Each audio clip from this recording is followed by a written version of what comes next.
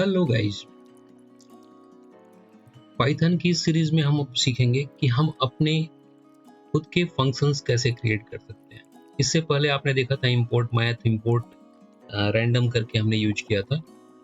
तो ऐसे अपने खुद के फंक्शंस कैसे क्रिएट कर सकते हैं जिनको बार बार यूज किया जा सके, मल्टीपल टाइम कॉल किया सके, उन्हें फंक्शंस बोलते हैं। जावा में इसे मेथड्स भी बोलते हैं और एक्चुअली सी लैंग्वेज में उसे फंक्शन बोलते हैं, जावास्क्रिप्ट में भी फंक्शंस बोलते हैं और उस पे वर्क करते हैं। तो फंक्शंस को क्रिएट करने का सबसे सिंपल तरीका है डेफ लिखना, डिफाइन, और उसके बाद फंक्शन का नाम, जैसे मैंने सम नाम का एक फंक्शन बना रहा हूँ और इसमें मुझे दो नंबर्स को सम करना है, n1, n2, दो नंबर्स को सम करना है। वैसे कोई जरूरी नहीं है, अभी मैं सिंपल बताता हूँ। सम नाम का एक फंक्शन बना रहे हैं, यहाँ पे हम ये लगा देंगे। अब यहाँ पे प्रिंट हेलो और प्रिंट वर्ड ऐसे लिख दिया मैंने। और इस सम को हम जितनी बार कॉल करेंगे उतनी बार ये उस फंक्शन को रन कराएगा। ये देखो, एक बार कॉल किया तो एक ही बार रन कराएगा, बट अगर मैंने मल्टीपल टाइम कॉल किया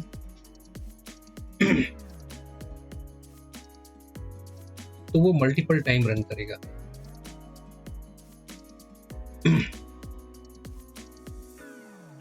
रन करते हैं, ये 3 टाइम रन कर रहा है। तो सबसे सिंपल फंक्शन कैसे बनाते हैं वो आपको समझ में आया। मैं इसका नाम चेंज कर सकता हूं, फंक्शन का fun कर दिया, कुछ भी नाम रख दिया। ओके, और ये हमारे रिजर्व कीवर्ड है, तो ये सेम रहेंगे। जैसे डेफ का मतलब ये फंक्शन डिफाइन करना, प्रिंट का मतलब ये आउटपुट भेजना। जैसे आपने देखा था फॉर, ये रिजर्व कीवर्ड है। व्हाइल, ये कलर आपको चेंज होता हुआ दिख रहा होगा, ये रिजर्व कीवर्ड है, ये कमांड्स हैं उनके। इफ यूज करेंगे तो भी ऐसे ही कलर आएगा। और कोई और चीज, जैसे मैं कुछ और डिफाइन करता हूं तो नहीं आएगा, क्योंकि ये उसका रिजर्व कीवर्ड नहीं। ओके, तो हमने यहाँ पे एक फंक्शन क्रिएट किया और रन कराते हैं उसे। चलो, बट फंक्शन का यूज क्या है? क्योंकि नॉर्मली आपको ये समझना होता है कि फंक्शन हम क्यों यूज करेंगे। अगर कोई चीज हमें ऐसे ही प्रिंट करनी है तो हम डायरेक्ट प्रिंट लिख देंगे। फंक्शन का यूज क्या है? मैथमेटिकल या कोई भी ऐसे ऑपरेशन है जो 100 टाइम 1000 टाइम हो रहे हैं, उनको हम बार बार सेम प्रोग्राम लिखना पड़ रहा है, उसको सॉर्ट करने के लिए फंक्शन का यूज करते हैं। अब सिंपल वे में बताता हूँ। चलो, स्क्वायर किसी नंबर का निकालना है, SQR नाम का हमने एक फंक्शन बना दिया और एक्चुअली अब उसके अंदर मुझे एक नंबर भेजना होगा, तो मैंने यहाँ पे ये ब्रैकेट के अंदर एक नंबर ले लिया और यहाँ पे वो क्या करेगा, नंबर को मल्टीप्लाई करेगा उसी नंबर से और आउटपुट भेज कर देगा उसको। प्रिंट से आउटपुट होता है तो आउटपुट आ जाएगा। तो अब हम यहाँ पे, हमें स्क्वायर का प्रोग्राम बनाने के लिए बार बार ऐसे प्रोग्राम लिखने की जरूरत नहीं है, सीधा बस SQR देंगे और कोई नंबर दे देंगे, जैसे 3 का स्क्वायर, तो यहाँ पे आउटपुट आ जाएगा उसका 9। या फिर SQR और हमने दे दिया 44, ये आ गया उसका स्क्वायर। फिर SQR दे दिया हमने 10, उसका स्क्वायर आ जाएगा। ओके, तो हमने यहाँ पे कोड का एक ग्रुप बना लिया और उसको हम बार बार सिर्फ एक सिंगल लाइन से कॉल कर ले रहे हैं। हमें बार बार ये पूरा कोडिंग का, अगर बहुत सारे कैलकुलेशंस हैं तो बार बार उन कैलकुलेशंस को करने की रिक्वायरमेंट नहीं है। एक बार हमने यहाँ पे डिफाइन कर दिया और बार बार यूज कर सकते हैं। जैसे अभी आपने पिछले बार देखा था, मैथ और रैंडम का यूज कर रहे थे, मैथ की कोडिंग उन्होंने डिफाइन कर दी, हम इम्पोर्ट करके यूज कर ले रहे थे। सेम उसी वे में हम यहाँ पे डिफाइन कर रहे हैं डेफ, उसके अंदर नंबर्स भेज रहे हैं यहाँ से और वो उसको कैलकुलेट करके रिजल्ट दे रहा है। यही चीज हम ऐसे भी कर सकते हैं। चलो, ये तो एक सिंपल प्रोग्राम हो गया। दो नंबर्स को सम करना हो हमें, तो यहाँ पे हम क्या करेंगे, एक सम का मैं एक नया बना लेता हूँ, इसको रहने देते हैं जैसे डेफ फिर से डिफाइन करते हैं सम नंबर 1, या ऐसे लिख सकते हैं एन कामा एन, कुछ भी ले लो, दो नंबर्स हैं, या एन की जरूरत नहीं है, आप कुछ भी ले सकते हैं यहाँ पे, ए कामा बी, नंबर 1 कामा नंबर 2 ऐसे लिख सकते हैं। और एक सॉरी, यहाँ पे ये डिफाइन करते हैं, ये फंक्शंस का डिक्लेरेशन हो गया। अब इस जगह पे हम क्या करते हैं, यहाँ पे प्रिंट कर रहे हैं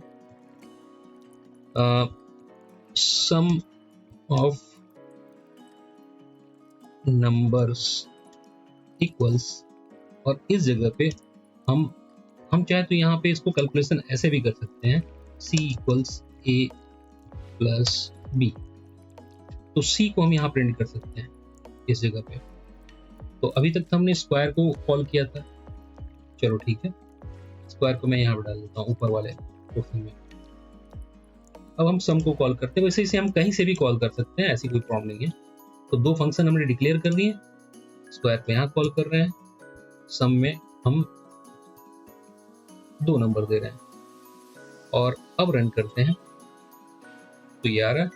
फिर हमने यहाँ पे सम को कॉल किया, यहाँ पे कोई और नंबर देके, तो हमें दोबारा वो कोड नहीं लिखना पड़ रहा है, आप देख रहे हो। और अब इसे रन करते हैं तो आप देख रहे हो, ये उसको सिंपल वे में, ये जो कोडिंग का पूरा पार्ट है वो पूरा का पूरा ऑटोमेटिकली इसके अंदर डिफाइन हो गया, सम के अंदर।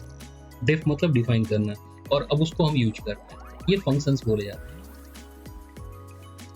एक और चीज है, जैसे आप चाहते हो यहीं पे प्रिंट नहीं करना हमें यहाँ पे आउटपुट को, ठीक है, चलो मैं इसको एक दूसरे प्रोग्राम से बताता हूँ। डिफाइन करते हैं एक और सम ऑफ 3 नंबर्स लेते हैं और ABC नाम की वैल्यू है, और यहाँ पे हम दे देते हैं कुछ भी, z equals a plus b plus c, तीनों नंबर्स को ऐड करता है। और आउटपुट यहाँ पे हम चाहें तो यहीं पे आउटपुट लगा सकते हैं, और यहाँ पे हम नंबर्स को भेज सकते हैं। तो हम यहाँ पे लिखेंगे सम ऑफ 3, और चलो हमने ऐसे दे दिया 3 नंबर्स, कोई भी नंबर दे सकते थे। रन करें, आ रहा है, बट हम यहाँ पे चाहते हैं कि यहाँ पे आउटपुट हमें नहीं देना है, आउटपुट को रिटर्न कर दे, उस आउटपुट को हम बाद में यूज करेंगे। तो यहाँ पे हम आउटपुट को सीधे रिटर्न लिख सकते हैं, रिटर्न z, जो आउटपुट आया उसको रिटर्न कर रहा है। बट उस आउटपुट को रिटर्न को एक्सेप्ट करने के लिए, क्योंकि इस फंक्शन में ही रिटर्न हो रहा है यहाँ पे, इस फंक्शन के सामने जहाँ पे हम कॉल कर रहे हैं उसको, यहाँ पे उसका एक वेरिएबल ले लेंगे, जैसे डी ले लिया हमने, या कोई भी नाम का वेरिएबल ले लिया, कोई भी नाम, मतलब हमने यहाँ पे रिजल्ट लिख दिया, रिजल्ट इक्वल, और इस फंक्शन को कॉल करेंगे, ये तीनों वैल्यू जाएंगी, तीनों वैल्यू यहाँ पे सम होंगी, और फिर ये यहाँ पे रिटर्न हो रहा है जो कि इसमें रिसीव होगा। अभी रिसीव हो रहा है, मैंने प्रिंट आउट नहीं भेजा हुआ इसे, तो अभी वो कोई आउटपुट नहीं देगा, बट हम यहाँ पे बाद में हम इसे प्रिंट कर सकते हैं यहाँ पे। ओके, रन करते हैं, ठीक है, तो ये आउटपुट आ गया उसका।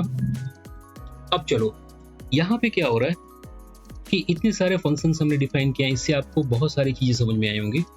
सिंपल फंक्शन हमने लिया, दो वेरिएबल्स के साथ लिया, मल्टीपल वेरिएबल के साथ लिया, और वैल्यू को रिटर्न किया। यहाँ तो आउटपुट यही हो जा रहा था इनमें, बट यहाँ पे वो रिटर्न हो रहा है, और ये रिटर्न यहाँ पे जब भी हम करेंगे, जब भी रिटर्न होगा किसी में भी, तो एक्सेप्ट करने के लिए एक वेरिएबल होगी जहाँ से हम उस फंक्शन को कॉल कर रहे हैं। इनमें नहीं है तो यहाँ पे लिखने की कोई जरूरत नहीं थी, और फिर उस रिजल्ट को हम प्रिंट कर ले रहे हैं। अब चलो एक प्रोग्राम बनाते हैं, जैसे एक हमारे पास मल्टीपल ड्राइविंग लाइसेंस का वो आता है, रिक्वायरमेंट आती रहती है, तो डीएल क्रिएट का एक प्रोग्राम बनाते हैं। डीएल क्रिएट करना, डीएल क्रिएट के लिए क्या चाहिए,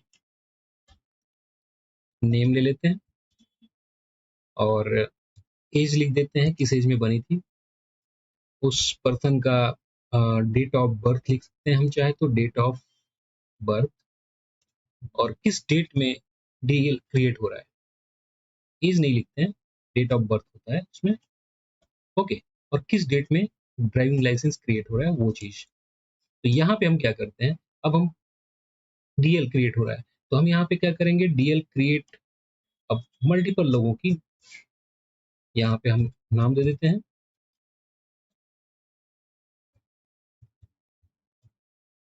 डेट ऑफ बर्थ क्या है उसकी, चलो 12 दिसंबर, कोई भी ईयर्स ले सकते हैं, और किस डेट में बना ड्राइविंग लाइसेंस, हमने दे दिया 1 मई 2000, कुछ भी डेट डाल देंगे। और यहाँ पे हम इसे एक यूजर के लिए है, अभी एक ही यूजर का यूज करते हैं, बट हम इसे मल्टीपल यूजर के लिए यूज कर सकते हैं। ऐसे ही राज दे दिया, उसका डेट ऑफ बर्थ है 12 दिसंबर 2001, 2002, ऐसा कुछ भी हम नंबर देते हैं, 1 दिसंबर या 1 मार्च, और इशू किस डेट में हो रहा है वो यहाँ पे हम दे सकते हैं। तो जैसे मैंने दे दिया 1 मई यहाँ पे, और 1 जनवरी ऐसे दे दिया, कुछ भी 20। तो हम यहाँ पे पूरा प्रोग्राम बनाएंगे कि उसे कैसे ड्रॉ करना है। यहाँ पे हम कॉल कर रहे हैं, यहाँ पे प्रोग्राम अभी बना नहीं है, तो प्रिंट के साथ, और यहाँ पे हम चलो प्रिंट दे दिया हमने, थोड़ा और लंबा दे दिया, सॉरी। और यहाँ पे हम क्या करते हैं,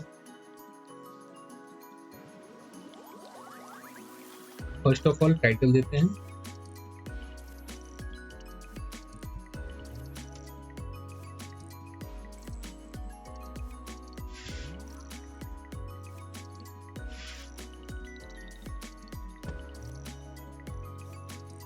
यहाँ पे हम देते हैं नेम,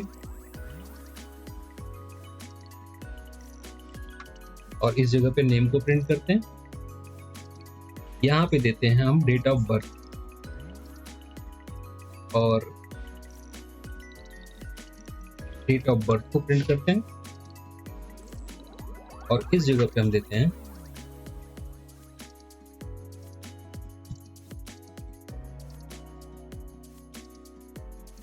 किस डेट में इशू हुआ, तो यहाँ पे इशू डेट दे देते हैं।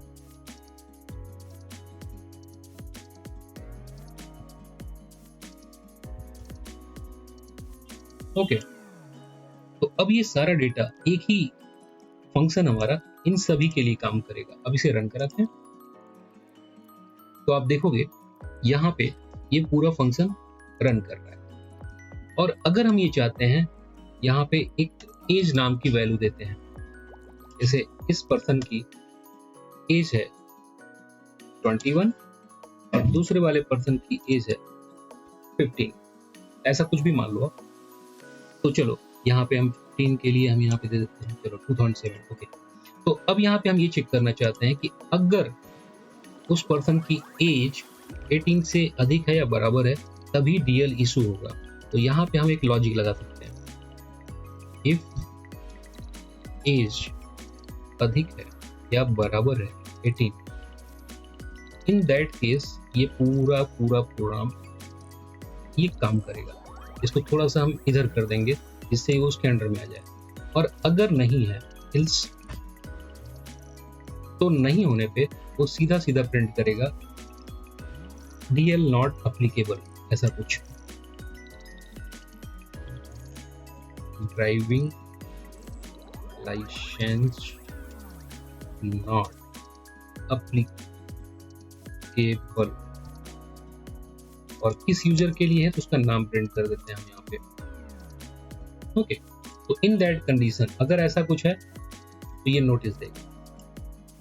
अब रन कराते हैं। अब देखो फर्स्ट केस में इसने ये दे दिया, दूसरे केस में इसने रिजेक्ट कर दिया, ड्राइविंग लाइसेंस प्रिंट ही नहीं हुआ। तो हमने इस फंक्शन के अंडर में ही यहाँ पे ये एज को ऐड कर दिया था।